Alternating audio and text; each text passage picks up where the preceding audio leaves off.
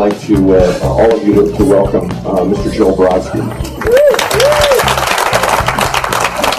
Hi, thanks for all of you coming out. This is the first album cover I ever did. I did a favor for a friend of my wife's and shot Eric Anderson. The record company didn't want to pay what I thought I should get for such work, so I told them no, and the manager said, this is the back cover, he said, do me a favor, I'll make it up to you. Yeah, I've heard that. But he did, and this is the shot I really liked, and they used it 40 years later for a best of Eric Anderson cover. I also did the Greenbrier Boys, one of Atlantic's many folk singers. And then the next cover I did, we shot first in a place called Undine's, which is under the 59th Street Bridge someplace. They brought groups in there to appear for the New York press, and they had this red lighting. So we got them to agree to come back to the studio the next day where we did this shot. This shot was ultimately nominated for a Grammy, and this besides being a single sleeve and a sheet music, it was also, I believe, the first billboard on the Sunset Strip. And in that same session, we did this cover, which I think is their third album, and this, which was another greatest hits cover, and this, which is the current album that just got released about 2 months ago, 40 years after it was taken. This is Country Joe and the Fish, and this is the only reason Vanguard ever retouched an album cover. They got rid of that swastika. Here's Country Joe on the stage at the Fillmore East, before John and Yoko got to taking off their clothes in public. Back at the studio, we did this shot, which they used several years later on one of their best of albums. Vanguard had several blues artists, among them Otis Spann, Junior Wells, at the Scene on the West Side where Jimi Hendrix often appeared. Buddy Guy, this year elected into the Rock and Roll Hall of Fame. Iggy. Are there any Iggy fans out here? We were told Iggy would just do anything.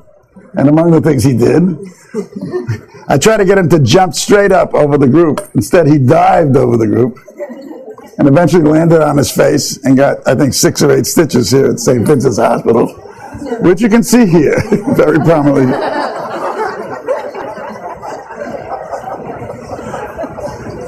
This is another Detroit group. Iggy was from Detroit, and these guys, they were representative of the White Power Party. Another, in the camera, 5 or 6 exposures, the MC5. Then we came to this, Strange Days. The shot that we saw before was the poster on the wall there.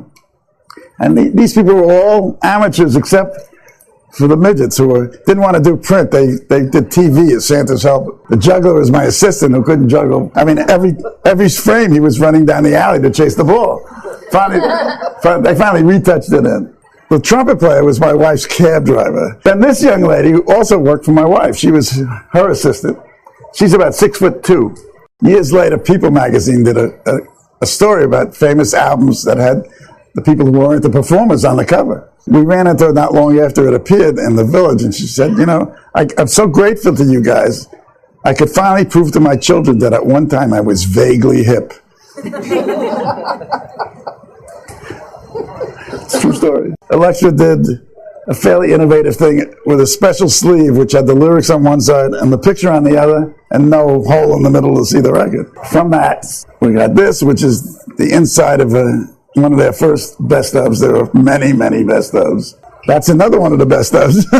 And this is another one of the best ofs. As a matter of fact, there's another one. They changed the title to Greatest Hits instead of Best Of. And then, well, they call it the American Poet. We just always called it the Cross. And it's the picture I guess he's known for, and so am I. We kept shooting until Jim, who'd had about 3/4 of a bottle of booze, started tripping and knocking over equipment, which he's on his way to here. And then my studio had to walk up a flight. It was a penthouse of sorts. And he went right, head over heels, right down the flight of stairs. He's laying there on the bottom of the stairs. He got up, walked to the elevator, rang the bell, went down into the street, and off into the night. The next day when I called the record company, they said, did he make it? They said, what do you mean? I said, you know, he was narrowly avoided death. They said, that's every night. Every night. Isaac Hayes, this is a multitude of sins. This is shot through a metallic foil and then solarized to get that grain type effect. Here's the back.